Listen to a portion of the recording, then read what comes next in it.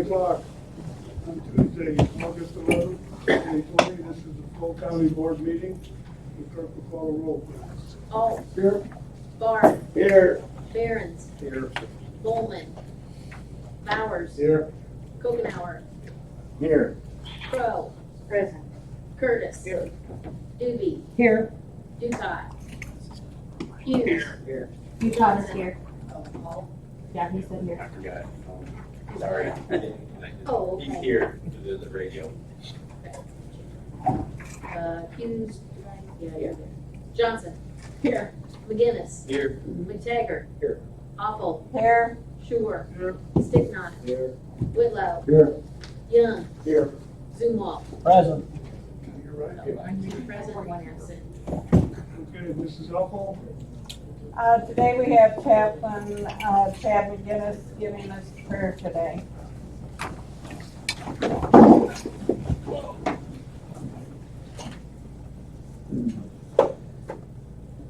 Heavenly Father, we thank you for this day. We thank you for the opportunity to come and serve before you as we do our best to represent the interests of the people in the county of Iroquois in all this craziness. We know that when there's uncertain times, that is when you draw near to us if we come near to you.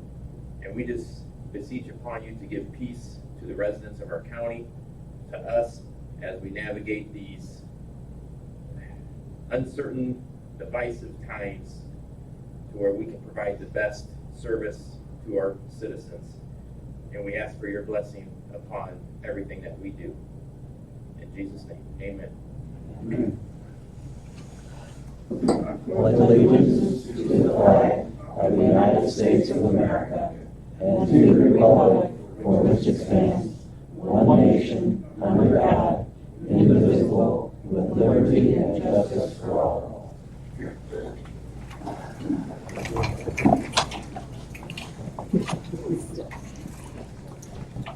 Okay, we have a copy of the agenda in front of you. Is there a motion to approve? Mr. Hughes, is there a second? Mr. Curtis, are there any questions regarding the agenda? Seeing none, the clerk will call the roll, please. Barr. Here. Behrens. Yes. Bowers. Yes. Kokenauer. Yes. Crow. Yes. Curtis. Yes. Doobie. Yes. Ducott. I'll come back to you. Hughes. Johnson. Yes. You say yes. You got it, yes. Sorry. That's okay. McGinnis. Yes. McTaggart. Awful. Yes. Sure. Yes. Sticknot. Yes. Whitlow. Yes. Young. Yes. Zumwalt. Yes. All. Yes. 19-0. And we've all been sent a copy of the minutes from the July 14th, 2020 session. Is there a motion to approve those minutes? Mr. Bowers, seconded by Mr. Zumwalt. Are there any questions or comments regarding the minutes? Seeing none, the clerk will call the roll, please. Behrens. Yes. Bowers. Yes. Kokenauer. Yes. Crow. Yes. Curtis. Yes. Doobie. Yes. Ducott. Waiting. Hughes. Yes. Johnson. Yes. McGinnis. Yes. McTaggart. Yes. Awful. Yes. Sure. Yes. Sticknot. Yes. Whitlow. Yes. Young. Yes. Zumwalt. Yes. Alt. Yes. Bard. Yes. Ducat says yes. Okay, thank you. 19-0. Okay, you have a copy of the payroll in front of you. Is there a motion to approve? Mr. Young, is there a second? Mr. McTaggart, second. Are there any questions or comments regarding the payroll? Seeing none, the clerk will call the roll, please. Bowers. Yes. Kokenauer. Yes. Crow. Yes. Curtis. Yes. Doobie. Yes. Ducott. Hughes. Yes. Johnson. Yes. McGinnis. Yes. McTaggart. Yes. Awful. Yes. Sure. Yes. Sticknot. Yes. Whitlow. Yes. Young. Yes. Zumwalt. Yes. Alt. Yes. Bard. Yes. Behrens. Yes. Yes. Thank you. 19-0. Okay, public comments. Do we have any public comments this morning? public comments?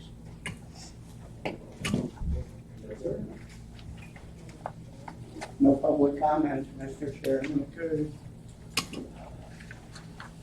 Chairman comments, I just have a couple things. First of all, I want to express appreciation and understanding from everybody with our arrangement here this morning. I think it's working out fairly well, and I appreciate that very much. Secondly, on Thursday of this week, I'll be going over to Rensselaer for another meeting of the flood stuff over there.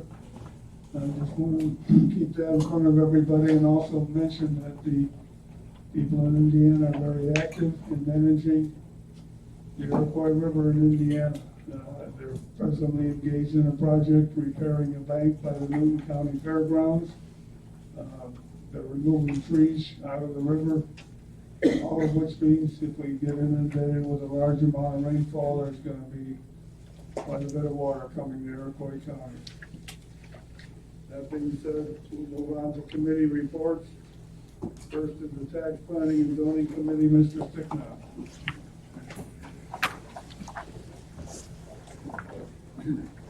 Mr. Chairman and members of the county board, the committee to whom was referred tax/zoning would beg leave to submit the following report on the matters before them. Your committee met at the Administrative Center on August 4th, 2020 at 10 a.m. Members present were Curtis, Awful, Bard, Coconauer, and Doobie. Whitlow was absent. Also present, County Board Chairman John Schurer, Finance Manager Jill Johnson, County Clerk Lisa Fancher, Treasurer Kurt Albers, and Supervisor of Assessments Bob Yerger. The meeting was called to order. It was moved by Awful and seconded by Curtis to approve the agenda. Motion carried by a voice vote. The committee reviewed the claims. It was moved by Coconauer and seconded by Doobie to pay the claims subject to county board approval. Roll call vote was taken. Motion carried. There were no public comments. The department heads gave their monthly reports. County Clerk Lisa Fancher reported some of her staff is participating in a Zoom meeting with the State Board of Elections to help clarify grants that are covering election items due to COVID-19. Applications for a vote by mail ballot went out in the mail. Treasurer Kurt Albert reported the first distribution occurred July 24th, and the second installment for property taxes is due September 21st. The planning and zoning report for July was distributed to the committee as follows. But building permits, July 2020, agricultural 4, residential 11, wind towers nothing. Building permits, fiscal year 2020, residential 60, agriculture 10, wind towers 0. Building inspections, July 2020, 49. Supervisor of Assessments Bob Yerler reported that there were 2 zoning board of appeals meetings. The first request was a variance to rezone A1 to rural homestead for a single-family dwelling. The tract is a 5-acre out of a 46-acre tract in Milks Grove Township. The ZBA voted 4-2 in favor of the variance. The second request was for a conditional use for an event venue for 100 to 150 people in a whole building in Milks Township. The ZBA voted 5-1 in favor of the conditional use request. It was moved by Awful and seconded by Doobie to recommend approval of the conditional use request, pending county board approval. A roll call was taken, motion carried. It was moved by Bard and seconded by Awful to approve the rezoning from A1 to RH1. A roll call was taken, motion carried. Fancher explained the county's delinquent tax agent, Joseph Meyer, sold a partial to the village of Buckley, and approval of the resolution is needed by the committee. It was moved by Coconauer and seconded by Curtis to approve the resolution for the sale of property acquired through the delinquent tax program. A roll call vote was taken, motion carried. There was no old business, there was no new business. As there was no further business to come before the committee, it was moved by Awful and seconded by Bard to adjourn at 10:08 a.m. Motion carried by a voice vote, all of which is respectfully submitted, signed by those present, and I move for its approval. There's a motion on the floor to approve the tax donation to the report. Is there a second? I'll second. Mr. McGinnis seconds. Are there any questions or comments? Do you have any more information on that Oaks Grove? Why we're, I guess, what the logic is going against kind of what the standard policy is? From what I read on the transcript, the land was rated high enough on the scale that it, according to our zoning code, it really didn't qualify because it was too good a farmland to take out of production. So, okay, so, well, the A1 zoning requires 76 acres to build a house on. Under the zoning code, RH1 allows you to build on less. That's part of the issue. I guess what I was getting at is why are we making an exception? What was the logic behind making an exception here? Okay, yeah, I misunderstood, sorry, you asked there, but yeah, that's Chad's right.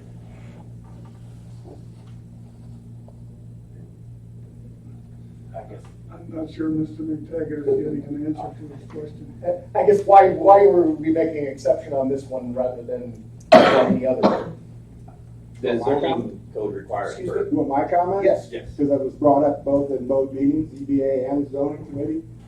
It's just the fact that there were local people who were local farmers, and we've had enough losses of farm home sites in the last 20 years in the county, and they're local, and the ZBA felt it doesn't bind them to another case-by-case basis. If they don't want to have a bunch of people move in from down up north or whatever, they can reject it at that point. But it's a local family, and they own the ground, and they're going to farm it and build a house, and the revenue off the house taxes is much more than that 5 acres, even though it's good farm ground. That's the logic that was presented by ZBA, and a comment was made in the committee meeting too.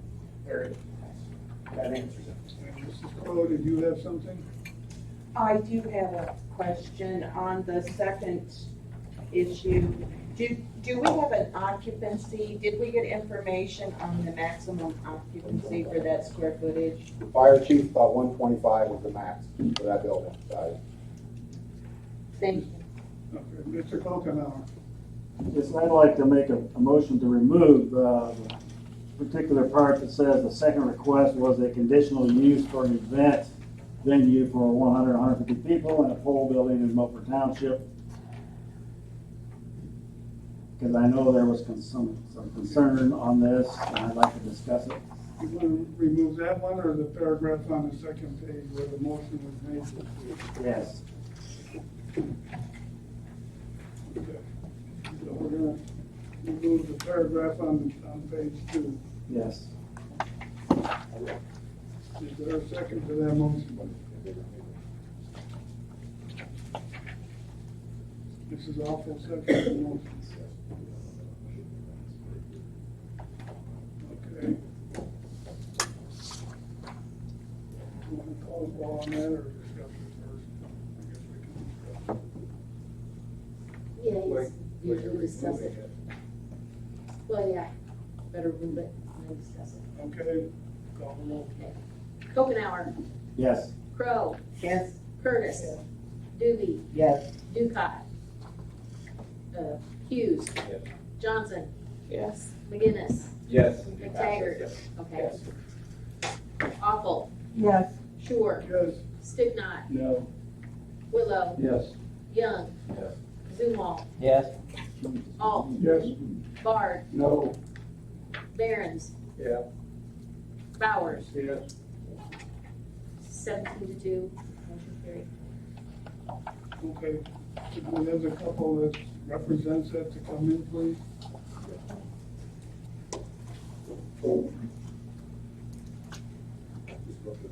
Mr. Dahlquist.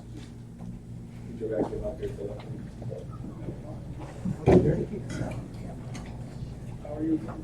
Morning, good. Okay. Would you want to initiate the discussion, Mr. Kokenauer? I will. This is Mr. and Mrs. Dahlquist, if I remember correctly. Yep. And they're the people in question here. They're wanting to they asked for this request in order to have get-togethers in the building. I know there was some concern in the committee of traffic going by the Sugar Creek subdivision. I know that there was some concern about that. Evidently I don't know if those people are here today to discuss what they had to say. So I think we needed to bring it back in front of the board and discuss it a little more on traffic and how many people were allowed in the building. Now, I know the fire chief has already said that they're only allowed 125 in the building. I know that I would like for Mr. and Mrs. Bloomquist to maybe give their opinion on why they're really requesting this particular item. Basically, the building was existing, we remodeled the building. And we've always, since the kids were young, we've always had get-togethers in it, but we've never had heat, air. So we remodeled, we updated the building. My wife enjoys doing like the small events, whether it's baby showers, birthday parties, graduations, whatever. She really enjoys the decoration part of it. So in running a business, that's when I stepped in to get the permit, so we can actually advertise it as a business, which is, to me, the way it sounds, in all Iroquois County, if you run a business, you have to have this conditional use permit.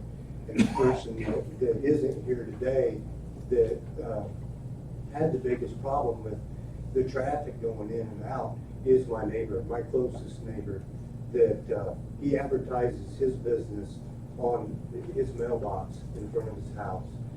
A lot of traffic in and out. So his traffic is throughout the week, all the time, whether it's trucks bringing material or him or his help, where us, it's basically something that is going to be set up on a weekend during the day. It's going to be a day event, where there will be an extra amount of traffic come in and out, but it's not constant traffic. We can decide who is going to rent the facility. It's 70 feet from my house. So, he mentioned things about 4-foot speakers that would be blaring towards his house. That's not even a concern. It's not that type of event center, for one. Two, any of the things that he would have to deal with, we're going to be dealing with. So it would be very limited. Mainly, we're doing it because it's something that she enjoys doing. Would you be, I'm sorry, Kyle, were you saying something loud? I was just gonna ask, it says, 150 people possible. Realistically, what average size of the event's gonna be? I would think 50, like if it's a baby shower, or a bridal shower, or a graduation party, probably more like 50. How many events in the course of the year do you anticipate? I think it's kind of hard to say. I wouldn't expect more than 10 or 12 at the most. I guess that all depends on the interest, but that's what I would anticipate. So if this business really takes off and goes, would you be interested in limiting how many events you would have there, or not? Or I don't, myself, if I'm going to pay for the permit, then I don't really feel like that would be something that I would be interested in. I guess I believe that she's probably looking at it the same way. I don't know. Would it make a difference? the only difference it would make would be because of the gentleman's concern with the traffic going by their house. That would be the only concern. But he's not here today to complain about it. So, you're right. He's not here. You're right, he's Yeah. not here. I agree with that. I'm just trying to see both sides of this. And He needs the same he really needs the same permit that we are in here asking for. I mean, he runs a business out of his residence that's zoned the same way. The only difference is that we're coming in and asking for the permit to do it in the right way. Will you be doing a wedding venue? It's not a wedding venue, and really the reason why we put up to the 150 people is because our daughter is getting married, and she will probably be getting married on our property, and that's where that number came from. But since then, we've learned 125 is the recommended amount, so we would limit it to that. But that came from our daughter wanting to get married on our property. And will you be having a liquor license or anything like that? I'm sorry, A liquor license or anything like that? we're not going to apply for a liquor license. Mr. Chairman, as far as the traffic is concerned, it's a public road. Public has the right to use it. If I don't like the traffic in front of my road, I can't restrict it. I mean, this is a public road, and the traffic in that area comes to a dead end, and most likely it's going to be 30 mile per hour traffic because it winds around and it's not going to allow itself for speed to be built up. So I don't think the traffic issue should be a problem. And we even thought maybe there could be a speed limit sign put out there for 15 miles an hour or whatever. There isn't any right now, but we were discussing that, maybe that could be added. I don't know. Mr. Bard? Yes, at the committee meeting, this gentleman expressed his thoughts that we have heard said that they wouldn't appreciate the traffic, so I suggested that he talked to his neighbors, see how many felt the same way, show up at this meeting, have a list of the neighbors that he could read off the reasons why that they did not really want this and going through their area, and we don't see them. Right. We see the people that are interested in zoning their property. We do not see anyone that is against it.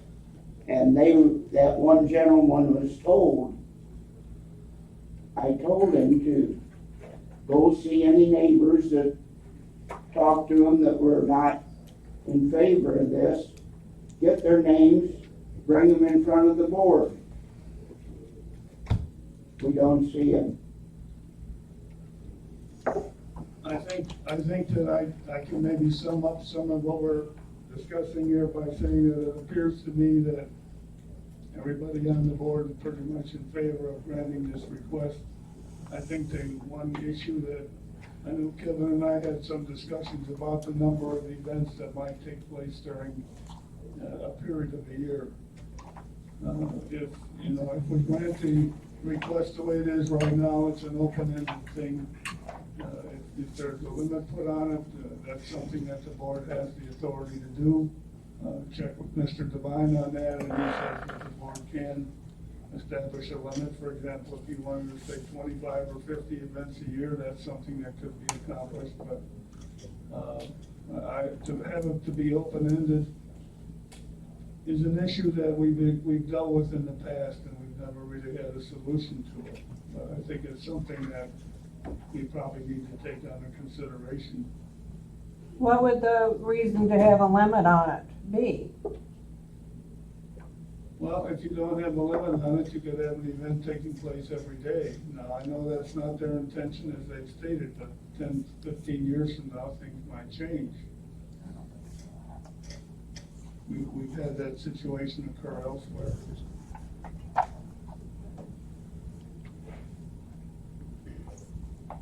Mr. Hall? Did you say it was a dead-end road?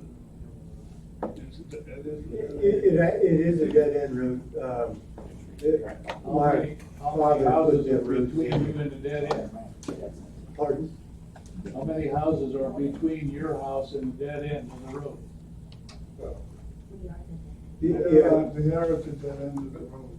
On that road for you coming. So the nearest neighbor to our house is a little less than, it's less than a quarter mile. You're talking 300 to 400 yards, I guess, would be my guess. Is that the last end of the house before the dead end?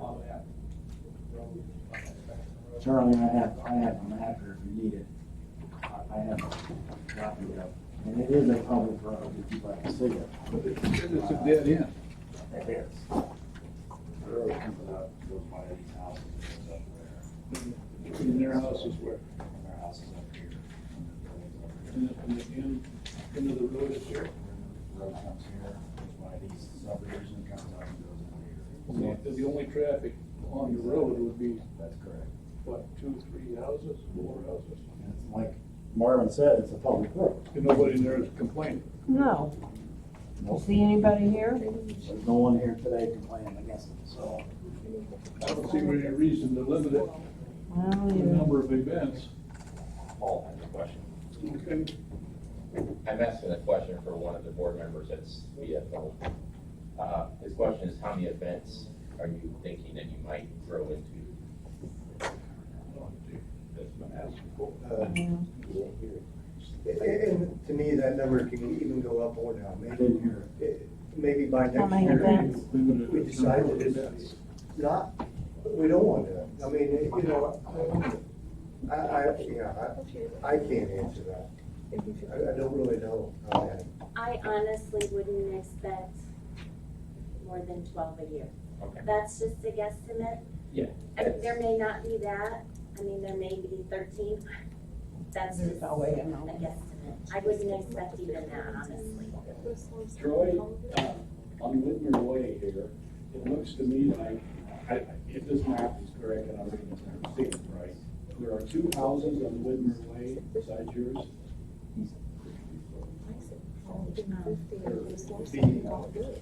That's the east-west, right? Right. Yeah, the east-west road would be, So 3 total because of the Francis and then. and Francis actually is on, I think their front might, their mailbox faces the road to the left. So there is 2 houses, yes, before Richard's. So Richard would be on Windmere, so it still would be 3. So what's the name of the road that takes you to Whitmer? Windsor Westwood. or Westwood?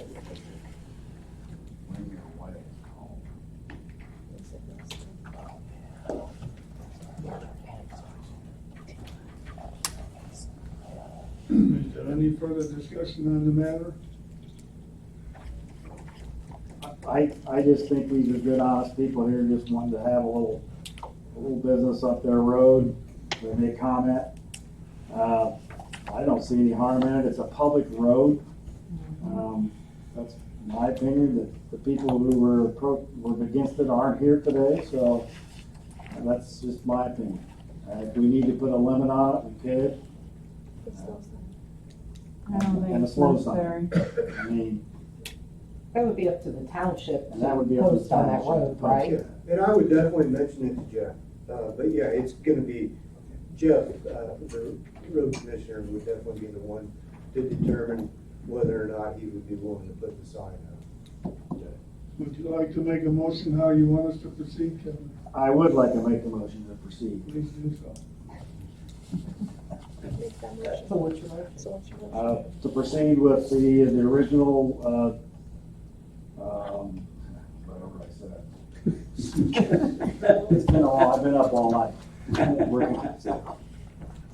For the unconditional use for an event, venue, and Mr. and Mrs. Dahlquist location. I guess that's what I need to say. I second it. Who seconded? Mrs. Alco. Is there any further discussion? Seeing none, the clerk can call the roll, please. Crow, Yes. Curtis. Yes. Doobie, Yes. Ducat, I'm getting that. Hughes, Yes. Johnson, Yes. McGinnis, Yes. McTaggart. Yes. Awful, Yes. Sure, Yes. Signot, Yes. Whitlow, Yes. Young, Yes. Zumwalt, Yes. Alt, Yes. Bard, Yes. Barons, Yes. Bowers, Yes. Kogenauer. Yes.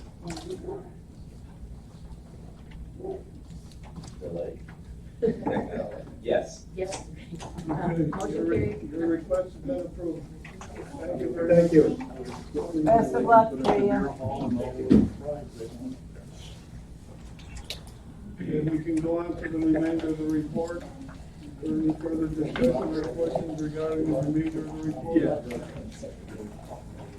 Seeing none, the clerk will call the roll, please. Curtis. Yes. Doobie. Yes. Dukai. Hughes. Yes. Johnson. Yes. McGinnis. Yes. McTaggart. Yes. Awful, Yes. Sure, Yes. Signot, Yes. Whitlow, Yes. Young, Yes. Zumwalt, Yes. Alt, Yes. Bard, Yes. Barons, Yes. Bowers, Yes. Kogenauer, Yes. Crow, Yes. You guys said yes. 19-0. Okay, policy and procedure. Members of the county board, your committee to whom we refer policy and procedure will beg leave to submit the following report on the matters before them. The committee met at the Administrative Center on July 30 at 9 a.m. Members present were Sure, Barons, Alt, McTaggart, also and Fickner. Also present, Finance Manager Joe Johnson, County Clerk Lisa Fancher, County Clerk Chief Deputy Brian Silver, EMA Director Eric Stacy, 911 Director Eric Raymond, United Director Ken Berry, and Myron Bunyan with Compass Insurance. The meeting is called to order. It was moved by Barons and seconded by Awful to approve the agenda. That motion carried by a voice vote. There were no public comments. The committee chairs gave their monthly reports. While Barron's reported that both management and judicial committees will hear their standard reports. Tax and zoning chairman Stickman reported the tax and zoning committee will hear the standard department head report. Co-chairman Awful reported the health committee will hear the standard report and receive updates from the health department on COVID-19. Finance and IT Chairman Michael McTaggart reported the Finance Committee will continue making updates to the fiscal year 21 budget, and the IT Committee will discuss a website proposal received from another vendor. Highway Chairman Alt reported the Highway Committee will review their monthly claims. Also, the meeting will be held in the county boardroom. EMA Director Eric Stacy reported his focus over the past 5 months has been on the COVID-19 pandemic. Sure discussed creating a contingency plan in the event there is a substantial reduction in county revenue. The committee agreed on creating a plan and discussed current projections. Sure also suggested all department heads should be involved. It was moved by Barons and seconded by Awful to allow the county board chairman, the finance committee chairman, and the finance manager develop a contingency plan should there be a substantial reduction in county revenue. That motion carried by a voice vote. Sure spoke to the committee about job performance reviews for employees who report to the county board and county board chairman. He stated this was a practice that was done in the past in executive session. It was moved by McTaggart, and seconded by all to have the Policy and Procedure Committee resume the practice of periodic job performance reviews of county employees who report to the county board chairman and county board. That motion carried by a voice vote. The committee discussed reviewing the county personnel policy manual and the county code manual.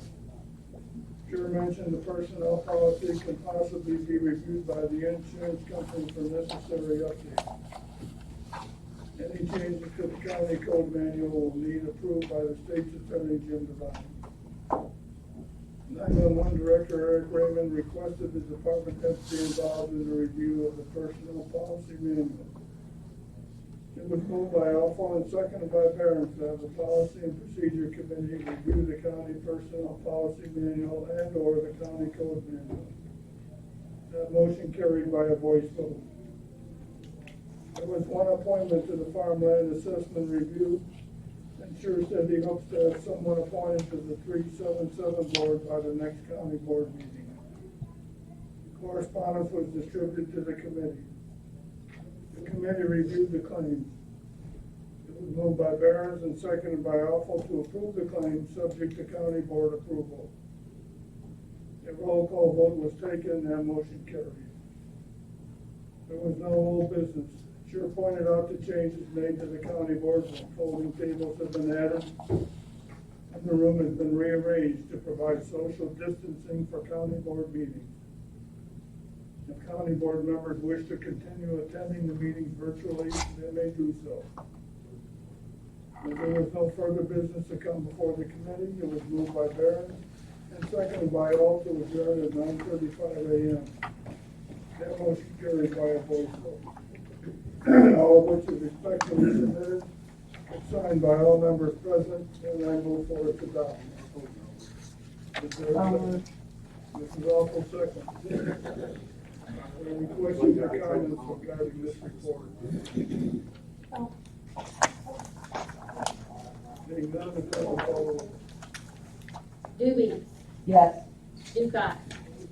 Hughes. Yes. Okay. Yes. Johnson, Yes. McGinnis, Yes. McTaggart. Yes. Awful, Yes. Shore, Yes. Sticknot, Yes. Whitlow, Yes. Young, Yes. Zumwalt, Yes. Alt, Yes. Bard, Yes. Barons, Yes. Bowers, Yes.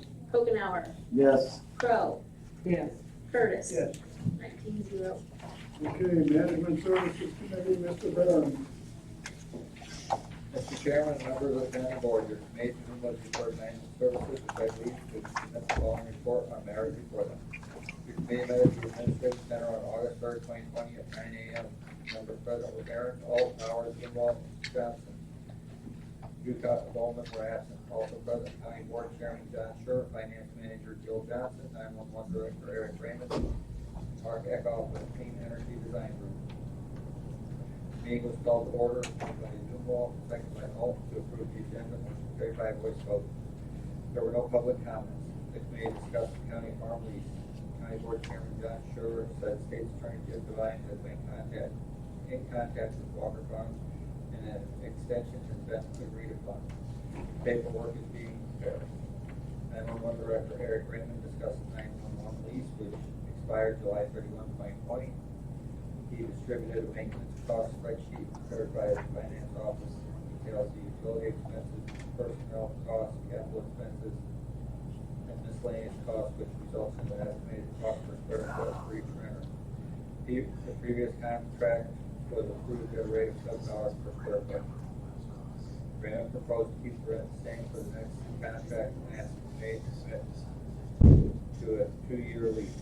For notice, there are large maintenance items such as boiler and roof which are not listed on the spreadsheet and should be included in the cost analysis. It was moved by Sherry Johnson, second by Paul Bowers to increase the 911 lease to $750 for a 2-year term. Roll call vote was taken, motion carried. Mark Eckhoff with Clean Energy Design Group presented a solar energy procurement proposal to the committee. Prior to the meeting, Eckhoff worked with Finance Manager Jill Johnson in retrieving copies of utility bills to determine historical energy usage. Eckhoff said the solar project is funded by tax credits. The committee reviewed the proposal for the administrative center, jail, and courthouse. Eckhoff explained they provide the system maintenance and decommissioning at no cost to the county over a 20-year contract. At the end of the contract, the county has the option to purchase the system or have the system removed at no cost. The property would be leased from the county at a fixed rate of $400 per acre. Approximately 4.5 acres would be leased. Eckhoff says if the project is approved, construction will begin as soon as COVID-19 restrictions will allow. References for Clean Energy Design Group are available for review at www.cedg.us. Project will not interfere with smart watt management services Chairman. Parent solar lease with Citron Power ended in July. Johnson mentioned the surroundings of the solar project and whether or not it would be aesthetically pleasing. That offered replied the most cost-effective solution would be to build a fence around solar unit. If trees or other greenery are planted, these costs would have to be associated to the project. Johnson also suggested local businesses be used for concrete work rather than going outside of Iroquois County. Lastly, Johnson requested an explanation of the company's decommissioning plan. Eckhoff said their plan falls in line with the state of Illinois. The contract will need to be signed upon county approval. Johnson suggested the contract be reviewed by state attorney. Jim Vine and the committee will take action on the matter in September. This will allow time to review the contract and references. The committee discussed the Head Start lease. They have paid the rent balance in full. Finance manager Gil Johnson said all tenants are paid in full. The waste disposal contract was sent back to the committee from full board for action to be taken regarding putting the service out for bid. The contract expired in July and is being billed on a month-to-month basis with no rate increase with current vendor. It was moved by Johnson, seconded by all Hughes, that the waste disposal contract to send the waste disposal contract out for bid. Motion carried by voice vote. The committee reviewed the claims and was moved by all, seconded by Zumo, to pay the claims, subject to county board approval. Roll call vote was taken, motion carried. There was no old business, there was no new business, and there was no further business before the committee. It was moved by Bauer, seconded by Zumo, to adjourn at 9:58 a.m. Motion carried. All which is respectfully submitted, and I move for a stop. There's a motion on the floor to approve the Management Services Committee report. Is there a second? Mr. Gilman, second. Are there any questions or comments regarding the report?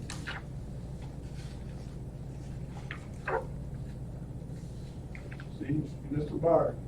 Yes, the sentence, Eckhoff said their plan falls in line with the state of Illinois. Do we have that plan, or did anyone look it up? We do not have that. The question was asked a couple times. Beg pardon? We do not have that exactly. The question was asked a couple times. I don't know. I don't think he was evading the question. I think he just either wasn't understanding what was asked, or with the distancing, maybe didn't hear it correctly.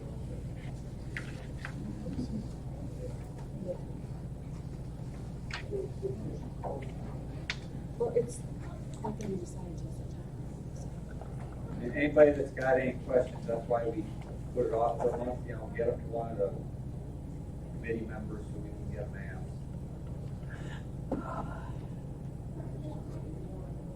Mr. Kokenauer.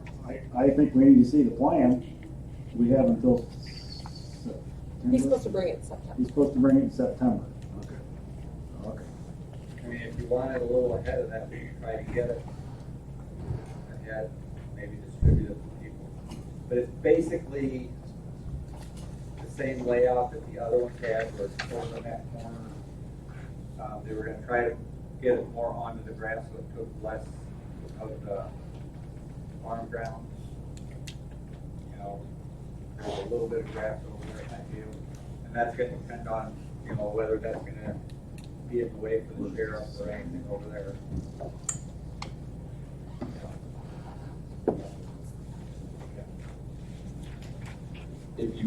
If board members or anyone wants knowledge on the Illinois solar law, you go to illinoissolar.org. They have, it's a toolkit. We use that website along with other resources when we were developing our ordinance before the state had a passed law. And it's through the Illinois Solar Education Association. So there's tons of information about what Illinois state law and the rights for people and what businesses have to do and all that. It's a plethora of information. So illinoissolar.org. And one thing that was pointed out at the meeting is at the end of the contract, there is still life in those units. So the county would either have the option to buy it out at a minimal cost, or they would decommission it. Then they don't throw them in a landfill, they sell them, because they're still 75% efficient, so there is a secondary market for them.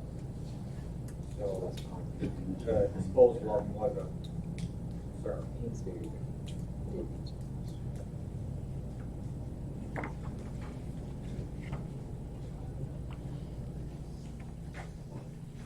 Okay, are there any other questions regarding the report? I guess we would encourage everybody to submit their questions regarding this solar proposal to the management committee before the September meeting. So if there are no further comments, the clerk will call a roll, please. Ducat. Hughes. Johnson. Yes. McGinnis. Yes. McTaggart. Yes. Awful. Yes. Sure. Yes. Sticknot. Yes. Whitlow. Yes. Young. Yes. Zumwalt. Yes. Alt. Yes. Bard. Yes. Barons. Yes. Bowers. Yes. Kokenauer. Yes. Crow. Yes. Curtis. Yes. Doobie. Yes. Yes, for Ducat. 19-0. Okay, Health Committee, Mrs. Alton. Mr. Chairman and members of the county board, your committee to whom was referred health would beg leave to submit the following report on the matters before them. Your committee met at the Administrative Center on August 4th, 2020 at 9 a.m. Members present were Awful, Curtis, Bard, Kokenauer, and Doobie. Whitlow was absent. Also present, County Board Chairman John Scher, Finance Director Jill Johnson, ICPHD Administrator Dee Shippert, ICPHD Director of Nursing and Social Services, Vonda Pruitt, and Animal Control Director Dr. Youssef. The meeting was called to order. It was moved by Roger Bard and seconded by Leanne Doobie to approve the agenda. Motion carried by a voice vote. The committee reviewed the claims. It was moved by Ernie Curtis and seconded by Kevin Kokenauer to pay the claim, subject to county board approval. A roll call vote was taken, motion carried. There were no public comments. ICPHD Administrator Dee Shippert reviewed the summary report of programs. There were 20 food sanitation inspections in the month of July and 4 permits were issued. Shippert noted the temporary food permit numbers are down due to COVID-19 restrictions. There were 23 water sample kits collected and 10 came back unsatisfactory. There are no positive West Nile samples. In July, there were 82 new coronavirus cases that were investigated. Shippert responded to an email concerning the opening of schools. The email was also sent to all county board members. Shippert responded to the individual stating, the Iroquois County Public Health Department does not have the authority to close down the schools unless there is an outbreak in the schools. Animal Control Director Dr. Youssef gave his report for July, which included 1 raccoon bite, 11 dogs picked up and brought to the clinic, and 1 abuse case. The animal involved in the abuse case will be moved to another shelter for rehome.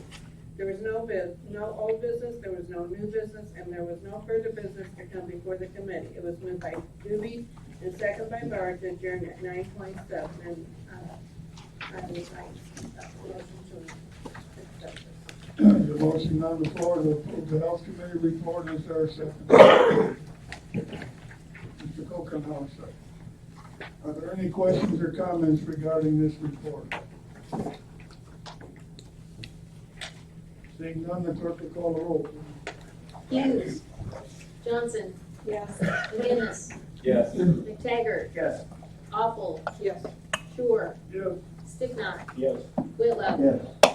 Young. Yes. Zumwalt. Yes. Alt. Yes. Bard. Yes. Barons. Yes. Bowers. Yes. Kokenauer. Yes. Crow. Yes. Curtis. Doobie. Yes. Ducat. Yes. 19-0. Okay, Judicial and Public Safety Committee, Mr. Burns. Mr. Chairman, members of the county board, your committee to whom was referred Judicial and Public Safety with segregation from the following report on matters before them. The committee met at the courthouse on August 5, 2020 at 3 p.m. Members present were Barron, Ducat, Bard, Hughes, Crow, McGinnis, and Whitlow. Also present were Coroner Bill Cheatham, Judge Mike Sable, State's Attorney Jim Devine, Circuit Clerk Lisa Hines, 911 Director Eric Raymond, and County Board Chairman John Short. Meeting was called to order. It was moved by Judge Whitwell and seconded by Steve Hughes to approve the agenda. Motion carried by a voice vote. There were no public comments. Coroner Bill Cheatham reported when he initially presented his budget to the Finance Committee, he had decided not to purchase new vehicles this fiscal year. After doing further research, Cheatham learned this is the last year for the Dodge Caravan. The new model will be Chrysler Pacifica, which is quite a bit more expensive. Cheatham said he spoke with County Board Chairman John Shore and explained the situation, and will be moving forward with purchasing a new van this year. Cheatham was able to locate a 2019 van with just over 100 miles for $19,036. He currently drives a 2013 van. Judge Mike Sable informed the committee of Judge James Kinser's recent retirement. Sable was sworn in on Monday, August 3rd as Circuit Judge. Sheriff Bartucci will be the new associate judge and will be sworn in on Friday, August 7th. State's Attorney Jim Devine reiterated the resignation of Sheriff Bartucci as Assistant State's Attorney. She will be sworn in as the associate judge on Friday, August 7th. Devine said he will be advertising for her replacement at a starting wage no lower than $50,000 per year. Circuit Clerk Lisa Hines distributed her monthly report to the committee. A total of $54,502.36 was received from fines and fees. $10,653.30 was reserved from credit collection partners, and $1,916.50 was received from Hydro. 911 Director Eric Raymond distributed his monthly EPSV report to the committee. Raymond reported he has one vacancy in his department. The position has been posted and the starting wage was $17.38 per hour. Grant was approved in the amount of approximately $104,000. There was no old business, there was no new business. The committee reviewed the claims. She submitted an additional claim in the amount of $609 to NMS Lab for toxicology testing. It's moved to Duca, second by Hughes, to pay judicial public safety claims, subject to county board approval. Roll call vote is taken, motion carried.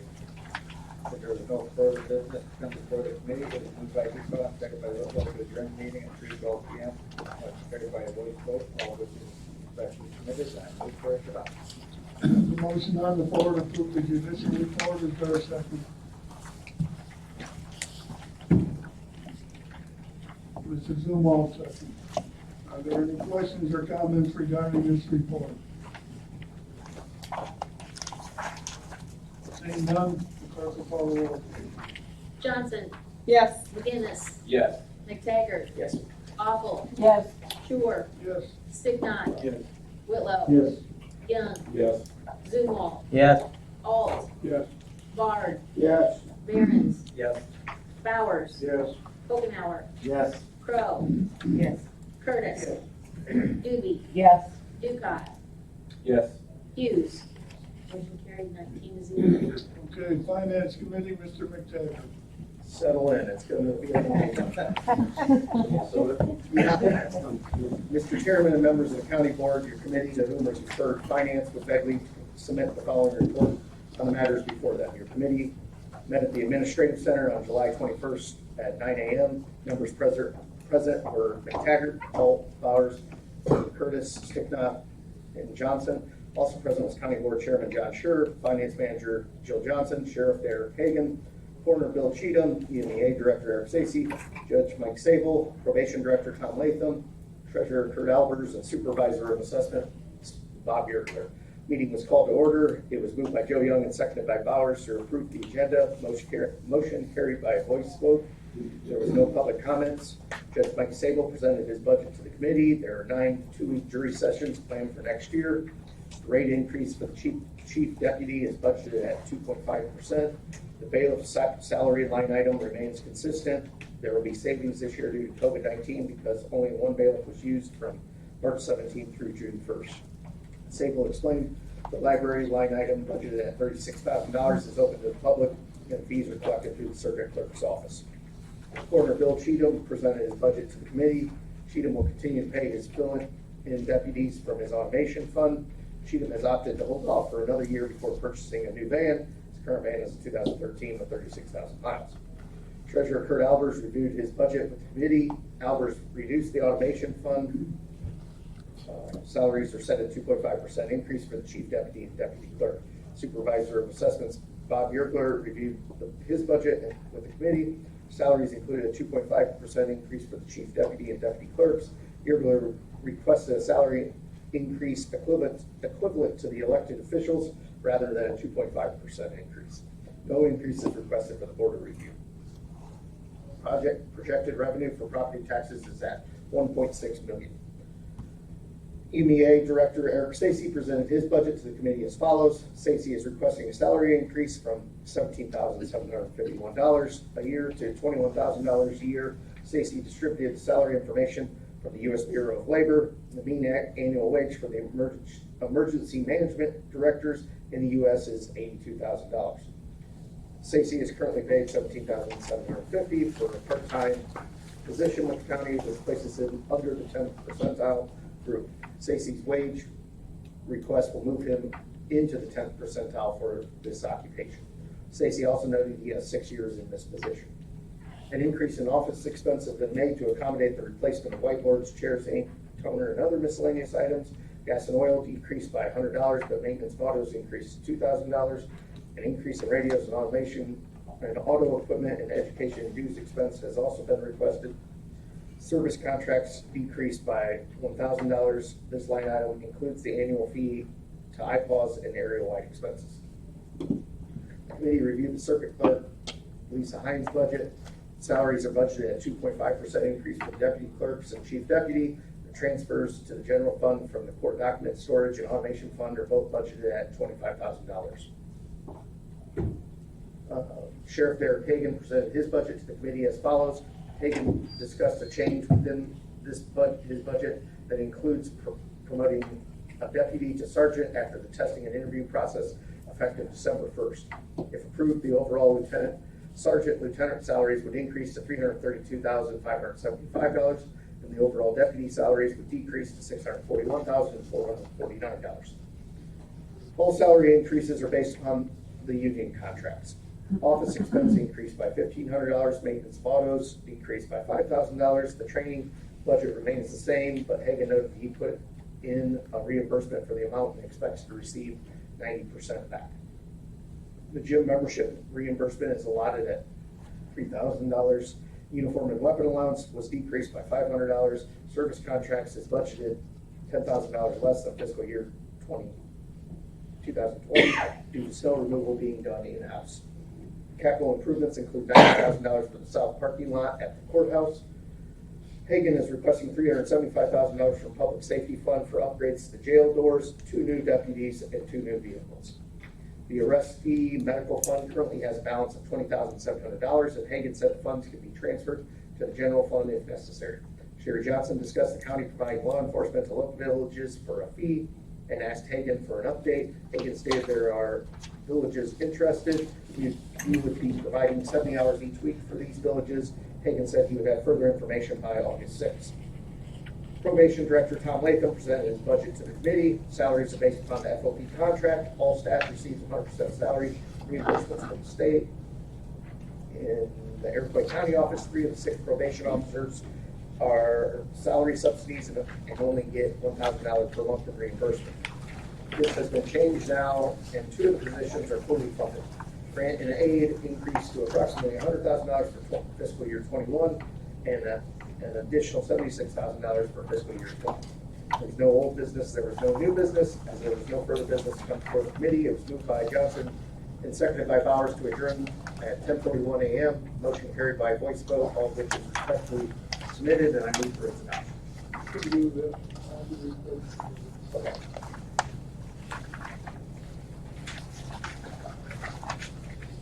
Okay, number 2. Mr. Chairman and members of the County Board, your committee to whom was referred finance would beg leave to submit the following report on the matters before them. Your committee met at the Administrative Center on July 23rd, 2020 at 9 a.m. Members present were McTaggart, Hall, Bowers, Curtis, and Johnson. Also present, County Board Chairman John Schur, Finance Manager Joe Johnson, County Clerk Chief Deputy Leanne Suver, Public Defender Samantha Dodds, Animal Control Director Dr. Youssef, Maintenance Supervisor Chris Drake, 911 Director Eric Raymond, County Engineer Joel Moore, Superintendent of Veterans Assistance Jennifer Ingram, Chairman of the Veterans Board Craig Bernica. The meeting was called to order. It was moved by Sticknoff and seconded by Young to approve the agenda. Motion carried by voice vote. There were no public comments. Chief Deputy Subaru presented the budget for the county clerk's office. A slight increase was budgeted for education and dues expense, election judge salaries, and ballots and supplies and equipment decreased due to having one election in 2021. Training amount remains the same as it was underfunded in 2020. A new chief deputy clerk will be hired at $15.75 per hour. All wages in the county clerk's office have been budgeted with a 2.5% increase. Super strongly urge the committee to review the wages of those that are in the union because their pay will be very close to the minimum wage once that increase is in effect. Transfer to the general fund for the county clerk's automation is negotiable. Automation expenses include $8,800 per year for their server and $12,000 for fiddler. The county recorder automation is also negotiable. Suber discussed issues that they are having with their microfilm, and they are working on going from film to digital, which will be a large expense. 2021, the HAVA grant was awarded in the amount of $13,323. This will cover the cost of know before cybersecurity training. No amount has been received for the voter registration grant. For 2020, we were awarded just over $49,000 from the CARES grant to prepare for the 2020 election. Finance Manager Joe Johnson presented her budget to the committee. Johnson budgeted a 2.5% increase for the finance department salaries. Systems expense is budgeted at $93,000. This includes SAN, UPS and storage refresh, Sage server, ICN and phones, and the website upgrade. Johnson said she spoke with Webfoot Designs, our current website host, and they're interested in offering a redesign and upkeep quote. Software contracts increased. Johnson explained there were a lot of new computers added, which adds to the annual cost. County board budget includes a decrease in office expense and an increase in auditor fees. Group insurance is budgeted to reflect 12% increase, but we have not received any final numbers from Susie Werner with Homestar Insurance yet. Each year there is a transfer to the Industrial Development Association in the amount of $25,000. The committee discussed increasing this amount to $17,500. The Regional Office of Education has requested $80,447. Contingency line item on the budget is $50,000. Public Defender Samantha Dodds presented her budget and distributed documents to the committee regarding health insurance and caseloads for herself and the Assistant Public Defender. Dodds would like the health benefits to be available for both her position and the Assistant Public Defender. Dodds is requesting an office supply line item to be added to her budget in the amount of $500. A 3% salary increase was requested for both positions. Dodd reminded the committee that 2/3 of their salary is reimbursed to the county. Animal Control Director Dr. Youssef presented his budget to the committee. Dr. Youssef did not request a salary increase. Everything else was flat. Maintenance Supervisor Chris Drake presented his budget to the committee as follows. Service contracts has been decreased by $5,000 due to his department taking over the snow removal. Capital improvements include heat pumps and resealing the administrative center parking lot. Discussion was held on the mowing being done in-house. Drake said in comparison to snow removal, there would be a lot more startup fees. 911 Director Eric Raymond presented his budget as follows. Salaries are based upon the FOP contract.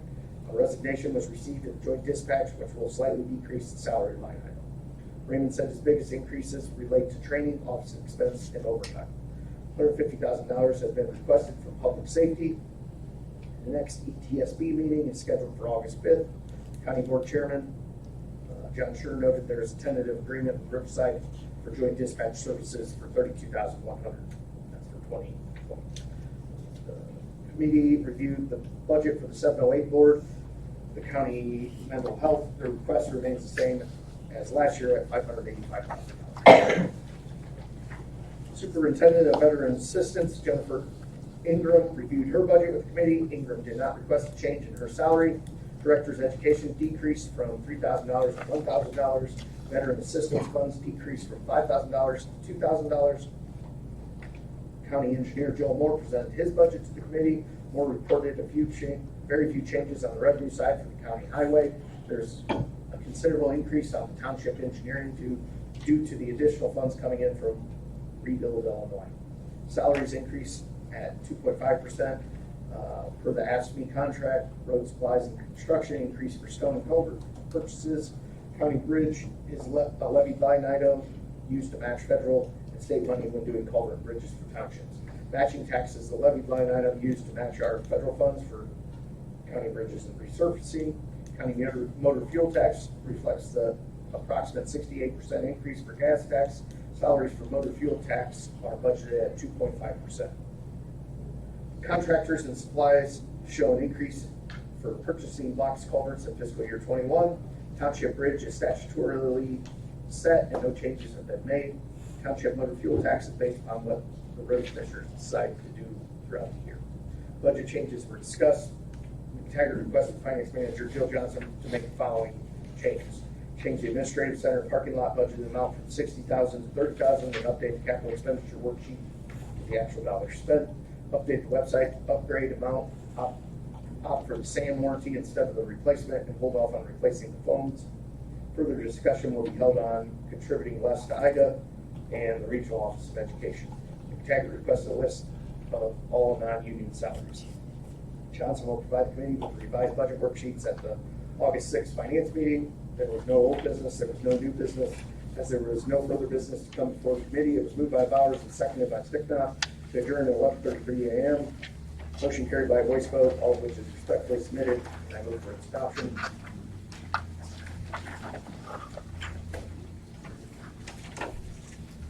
One more.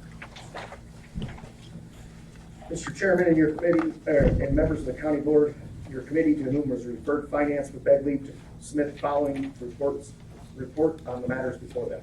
Committee met at the Administrative Center on August 6, 2020 at 9 a.m. Members present were McTaggart, Alt, Bowers, Curtis, Sticknall, Young, and Johnson. Also present, County Board Chairman John Schur,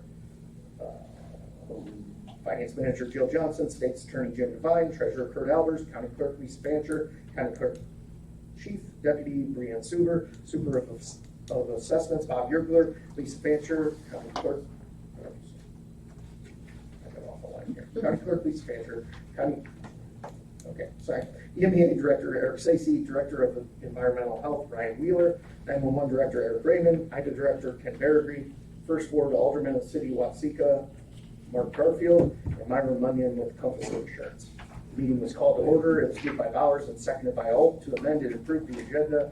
Discussion and action on participating in the electronic recycling event and hosting a hazardous waste event will be discussed after public comments. Motion carried by a voice vote. There was no public comments. First Ward Alderman of the City of Watsika, Mark Garfield, spoke about the upcoming electronic recycling event in October. In years prior, the county had participated in the event with the City of Watsika. The event will be held on October 24th from 9 a.m. to 12 p.m. Last year, the event took in over 42,000 pounds of recycling countywide. Total bill for last year was $11,333.75. Finance Manager Jill Johnson informed the committee there is $8,000 budgeted towards recycling. We paid half of that $11,000, right? I'm sure. Okay. Garfield assured the committee that the steps will be taken to comply with social distancing, and residents will also have to produce the identification showing they're an Iroquois County resident. It was moved by Bowers and seconded by Alt to participate jointly with the City of Watsika for the electronic recycling event in October. Roll call vote was taken. Motion carried. Director of Environmental Health, Ryan Wheeler, stated Iroquois County has been asked to host a hazardous waste pickup day. Items include oil-based paints, paint thinners, gasoline, household batteries, and other similar items listed on the EPA website. Wheeler said we must choose at least 3 Saturdays between at least 3 Saturdays between August 22nd and October 10th, 3 Saturdays between March 27th and June 26th. The date of the event has not been set, but Wheeler suggested October 3rd and October 20th. In 2021, Wheeler suggested April 10th, 17th, or 24th. The location of the event has not been determined. It was moved by Johnson and seconded by Young to approve that hosting a hazardous waste pickup day in Iroquois County. Roll call vote was taken and the motion carried. Myron Munyon with Compass Insurance reported the experience modification came back for workers' compensation at 0.9, and the county was previously at 1.5. The average is 1. Finance Manager Jill Johnson gave an update on group insurance, stating the increase for health insurance, Health Alliance is 21%. Due to sizable losses and ongoing health claimants, Health Alliance is not able to offer a rate relief, but they are offering to write a check to the county in the amount of $86,000 for the difference in premium for the year to get to a 10% increase. Per Health Alliance, in the past year, there have been 10 large claimants who have incurred over $631,000 in paid claims. All but one continues to be covered under the plan, and several of them have had ongoing medical conditions. Susie Werner with Homestar is waiting to hear back from Blue Cross Blue Shield and United Healthcare on their rates. The department heads gave their monthly reports. They are as follows. State's Attorney Jim Devine informed the committee of the change in personnel in his department beginning August 7th. Cara Bertucci has resigned as Assistant State's Attorney to become the new judge for Iroquois County. Devine said he is advertising the position at a starting salary of $50,000, but would like to increase the Assistant State's Attorney Alex O'Brien's salary. EMEA Director Eric Stacy reported he is meeting with the contractor that is employed by AEMA today, and it is helping counties apply for federal funding for the COVID-19 costs that are not covered by current grants. Stacy also spoke on behalf of ICPHD Administrator D. Schiffer and informed the committee the Board of Health approved the fiscal year 21 budget for the health department. County Clerk Lisa Fancher reported there will be a vacancy at the county clerk's office once she retires in September. The goal is to have the position filled by September 1 for training purposes. 911 Director Eric Raymond reported the ETSP board met last night and held the further budget discussions, but their budget had not been approved yet. Raymond said his board would like him to spend more time working on the radio. There's one vacancy in Raymond's department. IDA Director Ken Berry reported that he continues to speak with business owners about grant funding that may be available to them. The committee discussed the fiscal year 21 budget and reviewed the preliminary overview spreadsheet showing a $90,231 deficit. Finance Manager Jill Johnson provided the committee with updated budget worksheets reflecting any changes from the department heads. Raymond reviewed the ETSB budget, a 2.5% salary increase budgeted from the department head. Group insurance included a 10% increase. Liability is expected to have a 5% increase. Rent includes the new contracted rate of $7.50 per square foot. Transfer to joint dispatch has increased from $120,000 to $240,000 to assist the county. The contingency is budgeted at $150,000 to purchase a radio system and generator. The joint dispatch budget reflects salaries based upon FOP union contracts. Public safety tax is budgeted at $150,000 to subsidize the salaries. Finance Manager Jill Johnson stated after making the changes for the joint dispatch transfers into the general fund, the overall deficit is at $55,018. All non-union salaries have been adjusted to a 2.5% increase. Public safety fund is budgeted at $403,000. Sheriff Derek Hagan requested $125,000 for an upgrade on jail doors, $150,000 for 2 new deputies, and $100,000 for 2 new vehicles. Raymond requested $150,000 for joint dispatch.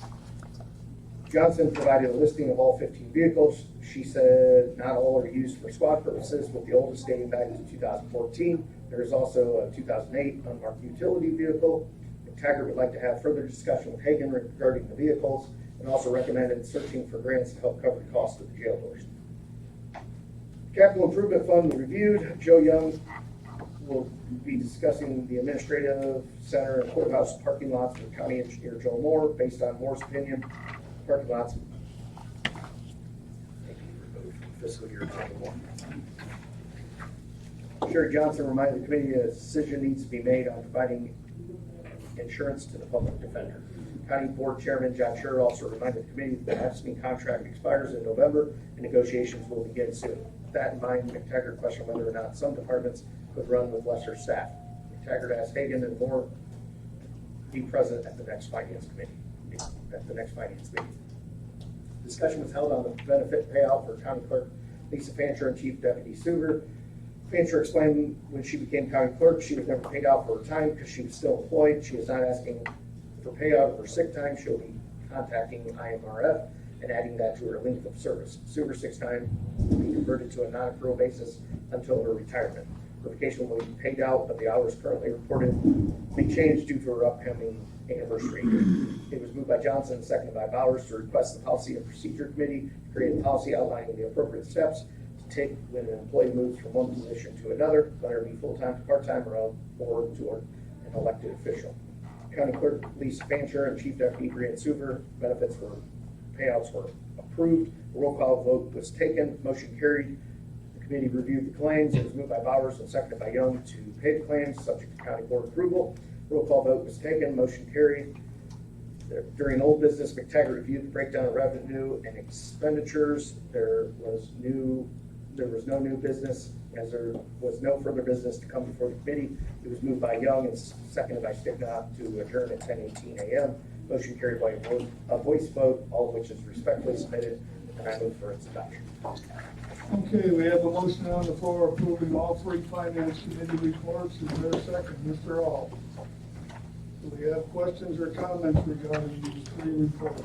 I think I'd add, I don't know what is captured there, but I think the difference in the group insurance, we basically had 12% in there for the group health insurance, and we basically can keep the same plan. It sounds like it'd be at 10%. We're waiting on some other numbers. So when we factored that in, I think in there it said we were down to 55,000. The budget gap in the general fund was 55,000, but when we factored that in, we were closer to 35, I want to say. Give me 1 second here, I'll tell you for sure.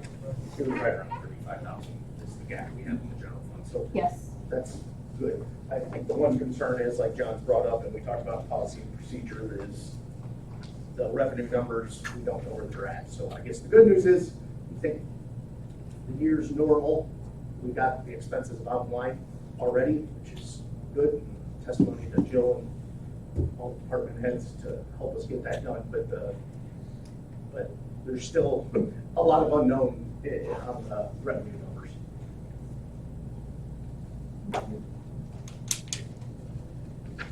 Mr. Potter? Yes. Going back to the August 11th, which was, I guess, the first one you read, Sheriff Hagan gave what the salaries would be increased to 332,000, and then deputies 641,000, some more. Did he give any indication of what has been paid out in overtime?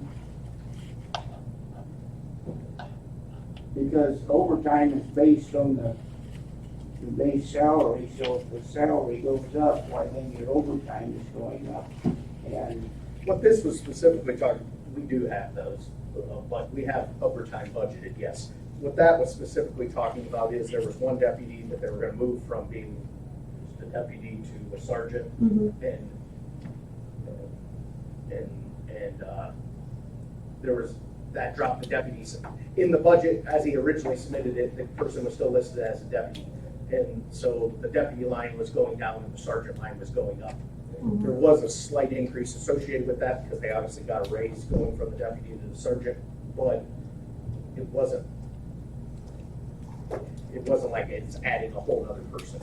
As part of the overtime, yes, if that person, the sergeant, then worked was working overtime, the rate would be obviously higher. But I don't remember those numbers off the top of my head, but I know we have budgeted overtime numbers in the budget projections. Well, basically, a sergeant and lieutenant's salary line increased 73,000, to whereas deputies decreased to 61,000. And as far as overtime, there is overtime budgeted for each department the sheriff oversees. okay.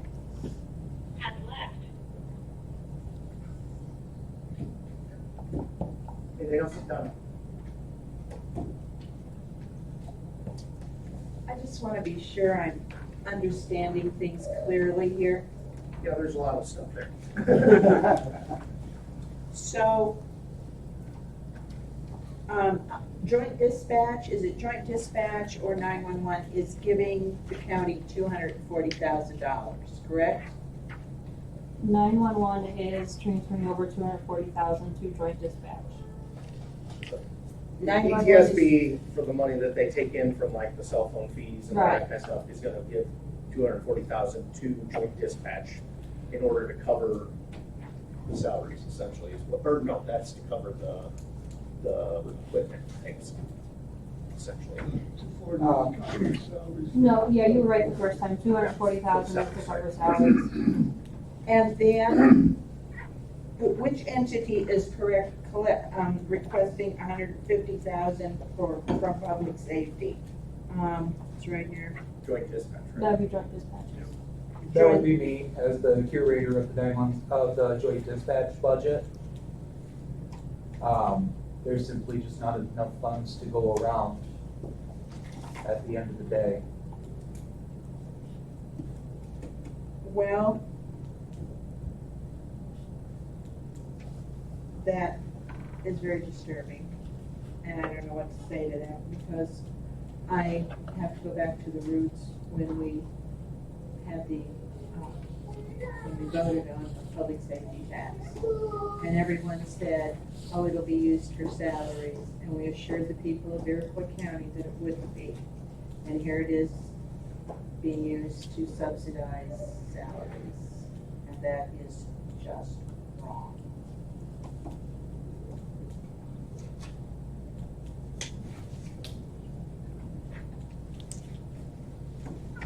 Yep, it's definitely a problem. I mean, with the union contract that we're under now, everything's, salaries are increasing between the steps and the annual increase well over 5% every year, and it's a major boulder rolling down the hill at all of the, not just Iroquois County, but every government agency. Unfortunately, our revenues aren't increasing at 5% every year. Help cover it, and 70% of all, I think we did a figuring the general fund at least, which is separate obviously than what Eric's stuff is or joint dispatch is, but probably similar, that 70%, over 70% of the costs are all people related that we have in the general fund, and I'm guessing Eric's is probably very similar to that, 70 or 80%. When they're increasing at that large of a rate, it's a major, major issue.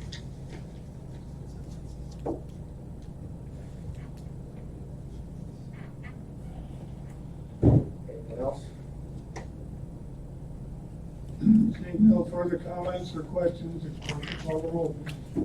Are we voting on all three? Yes.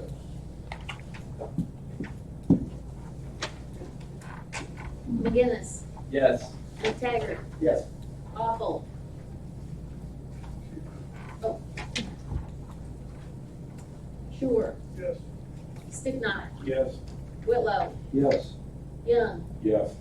Zumwalt, Yes. Alt, Yes. Bard, Yes. Barron, Yes. Bowers, Yes. Kopenauer, Yes. Crow, No. Curtis, Yes. Doobie, Yes. Ducott, Yes. Hughes, Johnson. Yes.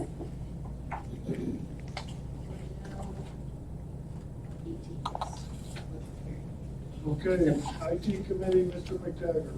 Mr. Chairman and members of the county board, your committee to whom was referred IT would beg leave to submit the following report on the matters before them. Your committee met at the Administrative Center on August 6, 2020 at 10:30 a.m. Members present were McTaggart, Young, Bowers, Scher, and Sticknot. Also present was Finance Manager Jill Johnson, County Clerk, Chief Deputy Stuber, 911 Director Eric Raymond, and Michael Tabor with area-wide. Meeting is called to order. It's moved by Scher and seconded by Sticknot to approve the agenda. Motion carried by a voice vote. There were no public comments. Finance Manager Jill Johnson discussed the county's website upgrade. She spoke with the county's current website host, Webfoot Designs, and they gave a proposal of $395 per month to manage the website.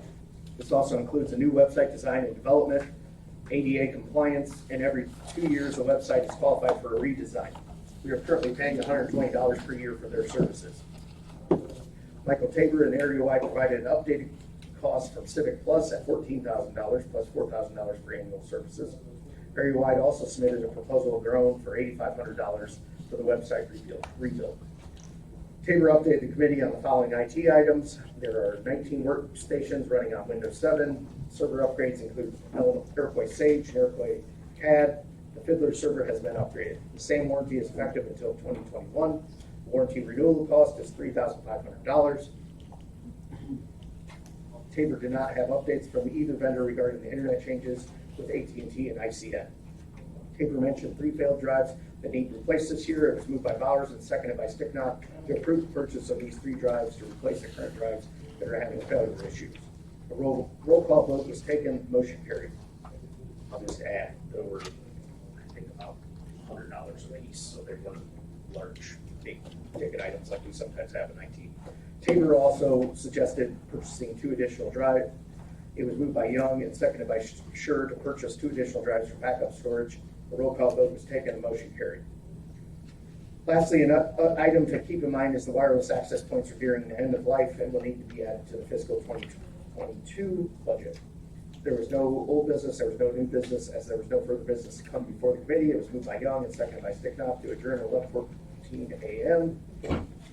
Motion carried by a voice vote, all of which is respectfully submitted, and I move for its adoption. There's a motion on the floor to approve the IT report, seconded by Mr. Young. Are there any questions or comments regarding the report? Seeing none, the clerk will call the roll. Yeah. Go ahead, Mr. Carter. Yes, county's current website host gave a proposal of $395 per month, currently paying $120 per month. What was decided on that? We're paying It's $120 per year just for the hosting. They will. Per year, okay, I'm sorry. If we pay them $395 per month, they'll continue with the hosting, plus they'll redesign the website and keep it up to date and be ADA compliant and some of the issues and security issues and things that we've been talking about. And it would, and then every 2 years they'll update it again, or we can redesign it, make it look different. We haven't decided which one we're going to do. That was one option. Area-wide presented another option, them doing the work, and then another company, I can't remember their name, presented a third option, Civic Plus. We did make a decision. I think there was a couple things we wanted to get straight on, making sure the ADA compliance, what we were making sure we were covered. We were comparing apples to apples between the area-wide one and the webfoot one. On the surface, just to say, it looked, I think the committee was kind of leaning towards the webfoot approach. That's area-wide was cheaper. Area-wide was slightly cheaper, but there was no ongoing, that was a one-time fee just for the redesign, and any ongoing updates or anything like that, or adjustments that needed to be made will be billed out at the $75 an hour or something like that. So it's not exactly apples to apples, whereas the $395 a month included all that stuff. Exactly, yeah. Area-wide was just the quote for the redesign and the upgrade. If we had any issues going forward with websites or needed any sort of support, if we needed to refresh it, that would be at their current rate of $100 per hour, and that also may go up in the near future, we don't know. Webfoot's included the ongoing support, as well as every 24 months, if we chose, we'd have the option to redesign at no cost, at no additional cost. So the $8,500, if you look over a 2-year period, that's just the redesign, is slightly cheaper, or is cheaper than the webfoot design, but that includes no support. We have to pay for that on an ongoing basis. So it almost seemed like the webfoot in the long run would probably be cheaper, but there are some things we need to look, or Jill and them were get to the bottom of. I have some questions out there waiting for answers. Review it again next month. So it's all still on the table. Still on the table. You got somebody that you know that wants has a better idea, we can listen to that too. And when you talk support like things, it's electronics and this type of thing, probably need a certain amount of support down the line. Yeah, and I would say Jill did a good job talking with Webfoot, who is our hosting agent, but they also, the Kankakee County website is run by them and designed by them. What, Village of Manteno, the Village of Kankakee, or. Yeah, he provided a I don't know, list there's the options city to of look Bradley and Manteno. Several municipalities in the county, Kankakee County, are only done by theirs. So if you want to, go look at their websites and see what you think, but they look nice and professional and seems like a pretty good, much better. When we first started this, just as background, we were getting quotes like 30,000 and crazy numbers. So the fact that we got her down here is, we're moving in the right direction, I think. Okay, are there any other questions or comments? Seeing none, the clerk will call the roll, please. McTaggart. Yes. Sure. Yes. Sticknott. Yes. Whitlow. Yes. Young. Yes. Zumwalt. Yes. Alt. Yes. Bard. Yes. Barons. Yes. Bowers. Yes. Okenauer. Yes. Crow. Yes. Curtis. Yes. Doobie. Yes. Ducott. Yes. Hughes. Yes. Johnson. Yes. McGinnis. Yes. 18-0. Okay, transportation and highway, Mr. All. Thank you. Mr. Chairman, members of the county board, your committee was referred to transportation and highway with beg leave to submit the following report on the matters before them. Your committee met at the Administration Center on August 7th, 2020 at 9 a.m. Members present were all Young, Hughes, Humble, Gross, Johnson, and McGinnis were absent. Also present, County Engineer Joe Moore and County Board Chairman John Scher. Meeting was called to order. There was no public comment. It is moved by John Zumwalt and seconded by Steve Hughes to approve the agenda. Motion carried by voice vote. Claims and financial report for the month were reviewed. It was moved by Joe Young and seconded by Hughes to pay the bill subject to county board approval. A roll call vote was taken. Motion carried. County highway, $100,875. County bridge, $6,814. County matching, $873. Zero. County MFT, $199,762. Township MFT, $622,090. County Engineer Joe Moore stated all budget lines items are on track for the year, with the exception of the assistant department head due to increased overtime. Road supplies and construction will also be over budget. Items within the budget will need to be adjusted, but the overall number will not go over budget. More discuss the progress on the Woodland Bridge project.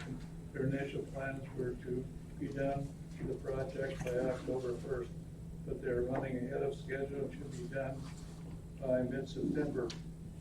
On October 17th, Iroquois Paving will begin paving County Road 23, Lehigh Road, from 116 to Clifton Slab. Wall fencing is planning on starting guardrail upgrades on August 24th. Donna Crow asked Moore to explain the plan in place for choosing guardrails to be replaced. Moore said a consultant conducting a guardrail inventory for us. Everything was put into the GIS systems. Moore selected the highest traffic routes as the first priority. Some will ask more if the state has attempted to withdraw any motor fuel tax funds. No funds have been withheld at this time. There was no new business, there was no old business. And there was no further business before the committee. It was moved by John Crow And second by Zumwalt.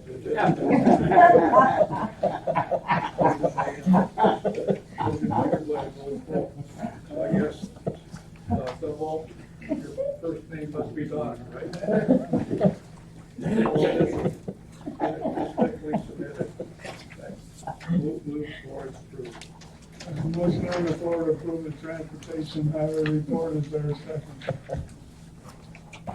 Mr. Whitlow, are there any questions or comments regarding the report? Seeing none, the clerk will call the roll, please. Sure. Yes. Sticknot. Yes. Whitlow. Yes. Young. Yes. Zumwalt. Yes. Alt. Yes. Bard. Yes. Barons. Yes. Bowers. Yes. Kokenauer. Yes. Crow. Yes. Curtis. Dooley. Yes. Ducott. Waiting. Hughes. Yes. Johnson. Yes. McGinnis. Yes. McTaggart. Yes.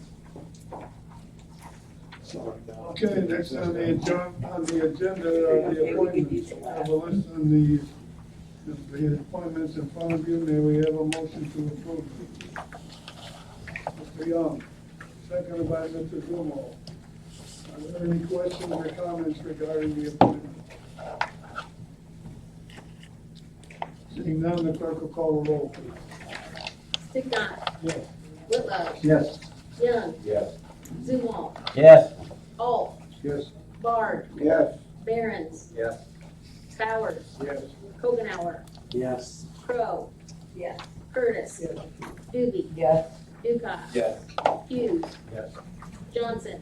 Yes. McGinnis. Yes. McTaggart. Sure. Yes. Motion carried. 18-0. Okay, next are the claims. You're all sent a copy of the claims. Motion to approve. Mr. McTaggart, is there a second? Mr. Curtis, are there any questions or comments regarding the claims? None, the clerk will call the roll, please. Whitlow. Yes. Young. Yes. Zumwalt. Yes. Alt. Yes. Bard. Yes. Barons. Yes. Bowers. Yes. Kokenauer. Yes. Crow. Yes. Curtis. Dooley. Yes. Ducott. Yes. Hughes. Yes. Johnson. Yes. McGinnis. Yes. McTaggart. Yes. Sure. Yes. Sticknot. Yes. Is there any old business to come before the board this morning, Mr. Johnson? I was just hoping that maybe we could get an update on where we're at with our flood mitigation plan. It's been over a year and I haven't heard anything more about that, so I don't know if it's been sent in or where we're at with it. Most of the activity with the flood situation has been in limbo as a result of the pandemic and so forth. Well, last August, we were told it was gonna be done, so there was no pandemic at that time. So I just feel like we need to get that wrapped up. And I realize that it's been stressful now, but we gotta get it done sometime. You're not wrong.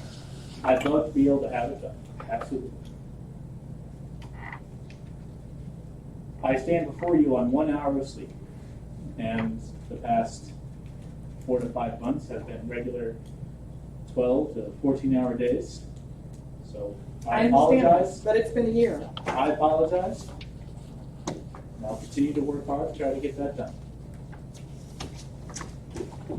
Is there any other old business?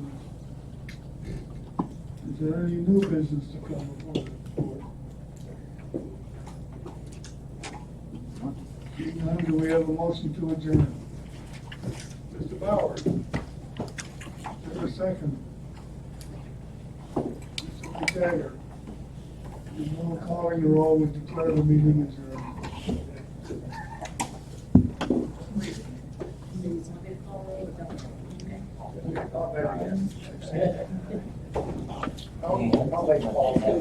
I sure No, will. I just shut him off. Absolutely.